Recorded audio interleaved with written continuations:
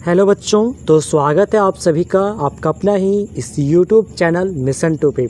बच्चों, आज हम बात करने वाले हैं कक्षा आठवीं की सामाजिक विज्ञान एसएसटी का इम्पॉर्टेंट क्वेश्चंस के ऊपर, जो आपकी वीकली टेस्ट मॉडल पेपर आपका सेट 3 है, जो आने वाले वीकली टेस्ट के लिए बहुत ही ज़्यादा महत्वपूर्ण है। तो चलिए बिना लेट किए वीडियो को स्टार्ट करते हैं और देखते हैं कि कौन कौन सा क्वेश्चंस जो है आपको एग्ज़ाम में देखने को मिल सकता है ना। तो चलिए देखते हैं। पहला क्वेश्चन जो आपका पहला क्वेश्चन है, भारत के अंतिम वायसराय कौन थे। बच्चों, मैं अंकित सर इस तरीके का वीडियो लगातार लाते रहता हूँ, जो आपके वीकली टेस्ट के लिए बहुत ही ज़्यादा इम्पॉर्टेंट होता है और बोर्ड एग्ज़ाम के लिए बहुत ही ज़्यादा इम्पॉर्टेंट होता है। तो वीडियो को पूरा देखिएगा और देखने के बाद सभी दोस्तों के साथ शेयर जरूर कर दीजिएगा, ताकि ज़्यादा से ज़्यादा लोग इस चैनल के माध्यम से जुड़े और अपने वीकली टेस्ट और अपने बोर्ड एग्जाम को बेहतर करें। तो पहला क्वेश्चन है, भारत के अंतिम वायसराय कौन थे। तो ऑप्शन ए है लॉर्ड माउंटबेटन, ऑप्शन बी है वारेन हेस्टिंग्स, ऑप्शन सी है लॉर्ड कॉर्नवालिस और ऑप्शन डी है लॉर्ड मिंटो। तो इसका जो सही उत्तर हो जाएगा लॉर्ड माउंटबेटन हो जाएगा। ठीक है, चलिए अगला क्वेश्चन देखते हैं, क्वेश्चन नंबर 2। ठीक है, क्वेश्चन नंबर 2 कह रहा है, भारत के प्रथम गवर्नर जनरल कौन थे। भारत के प्रथम गवर्नर जनरल थे वारेन हेस्टिंग्स। कौन थे? Warren Hastings. ठीक है, चलिए अगला सवाल देखते हैं। भारत का क्षेत्रफल कितना है। भारत का क्षेत्रफल कितना है? 32.8 वर्ग किलोमीटर। कितना है? 32.8 वर्ग किलोमीटर, है ना। चलिए अगला सवाल देखते हैं। जनसंख्या के दृष्टिकोण से भारत का विश्व में कौन सा स्थान है। बच्चों, अगर आपके बुक की बात की जाए तो भारत दूसरा स्थान है, लेकिन अगर आप 2024 और करंट में देखा जाए, एकदम ताज़ा अभी का अगर बताया जाए, तो सबसे ज़्यादा जो जनसंख्या है, सबसे ज़्यादा पॉपुलेशन है, वो भारत का, दैट मीन्स पहला स्थान पे है। तो आप लोग देख लीजिए आप लोग एग्जाम में कौन सा करेंगे। ठीक है, अगर आप अपने बुक का सुनते हैं तो आप दूसरा कीजिए, अगर आप अभी प्रेजेंट का देखते हैं तो आप पहला कीजिए। ठीक है, चलिए अगला सवाल देखते हैं। इनमें से कौन मौलिक अधिकार नहीं है। इनमें से कौन सा मौलिक अधिकार नहीं है? तो वो है संपत्ति का अधिकार। ये मौलिक अधिकार के अंतर्गत नहीं आता है। ठीक है, चलिए अगला सवाल देखते हैं। मानवाधिकार दिवस प्रत्येक वर्ष किस तिथि को मनाया जाता है। मानवाधिकार दिवस प्रत्येक वर्ष जो है 10 दिसंबर को मनाया जाता है। कब मनाया जाता है? 10 दिसंबर को मनाया जाता है। ठीक है, चलिए अगला सवाल देखते हैं। संविधान में वर्णित मौलिक अधिकारों की संख्या कितनी है? 6 है। कितना है? 6। ऑप्शन डी इसका बिल्कुल सही हो जाएगा। कालाहारी मरुस्थल किस महाद्वीप में स्थित है। बच्चों, कालाहारी मरुस्थल जो है वो आपके अफ्रीका में स्थित है। ठीक है, अफ्रीका। ऑप्शन नंबर सी इसका बिल्कुल सही उत्तर हो जाएगा। ठीक है, अगला क्वेश्चन है, रेगिस्तान का जहाज किसे कहा जाता है। तो बच्चों, ये क्वेश्चन का जवाब आपको खुद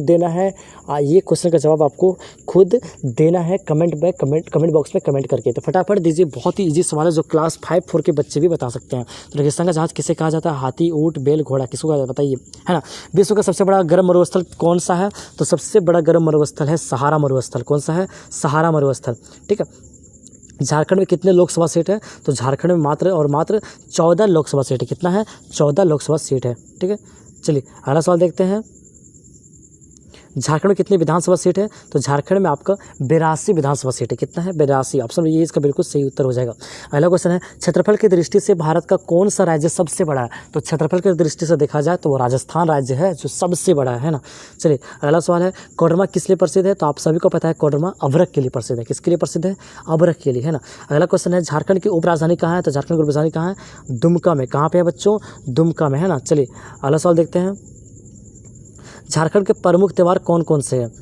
देखिए, झारखंड के प्रमुख त्यौहार कौन कौन से। झारखंड के कुछ प्रसिद्ध त्यौहार जैसे करम, सरहुल, मकर, रोहिणी और सोहराई के बारे में ऊपर बताया कि जिसके अलावा भी राज्य भर में कई और त्यौहार मनाए जाते हैं।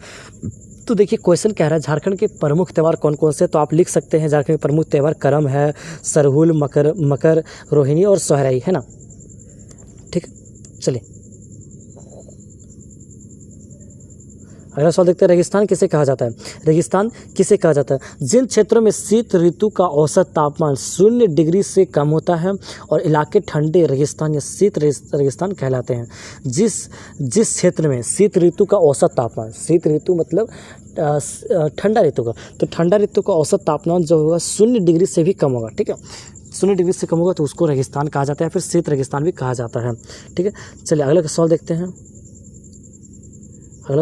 ठीक है, अगला सवाल क्या कह रहा है। अगला सवाल कह रहा है आपका, संविधान किसे कहा जाता है। क्या क्वेश्चन है, संविधान किसे कहा जाता है? तो संविधान देखिए किसे कहा जाता है। संविधान शब्द का तात्पर्य हमारे आसपास की किसी भी चीज़ से जो हमारी इच्छाओं और आवश्यकताओं को पूरा करने में मदद करता है। तो ये संसाधन मतलब होता है रिसोर्सेस। तो रिसोर्सेस हम किसे कहेंगे, संसाधन हम उसे कहेंगे जो हमारी ज़रूरतें को, हमारी आवश्यकताओं को पूरा करता है ना। ठीक है, चलिए अगला सवाल देखते हैं, 14वां नंबर का सवाल। भारतीय संविधान द्वारा प्रदत्त किन्हीं 3 मौलिक अधिकारों को लिखिए। 3 मौलिक अधिकार लिखिए, कौन कौन सा अधिकार है देखते हैं। समानता का अधिकार, कानून के समक्ष समानता भेदभाव से मुक्ति होता है। स्वतंत्रता का अधिकार, ठीक है, किसी भी आप धर्म में जा सकते हैं, कोई भी धर्म आप अपना सकते हैं, खुले विचार रख सकते हैं। शोषण के विरुद्ध अधिकार, ठीक है, ये सब क्या है, जो शोषण होता है, महिलाओं पर अत्याचार, यौन शोषण हो गया, मजदूरी हो गया, ये सब जो है मौलिक अधिकारों के अंतर्गत आता है कि ये सब आप नहीं कर सकते हैं, इसका आप विरोध कर सकते हैं, है ना। धर्मनिरपेक्षता शब्द का क्या अर्थ है? इसका अर्थ है जीवन के राजनीतिक, आर्थिक, सामाजिक और सांस्कृतिक पहलुओं से धर्म को अलग करना। धर्म को विशुद्ध रूप से व्यक्तिगत मामला माना जाता है। धर्मनिरपेक्ष का अर्थ है धर्म से अलग होना या कोई धर्म का आधार नहीं होना।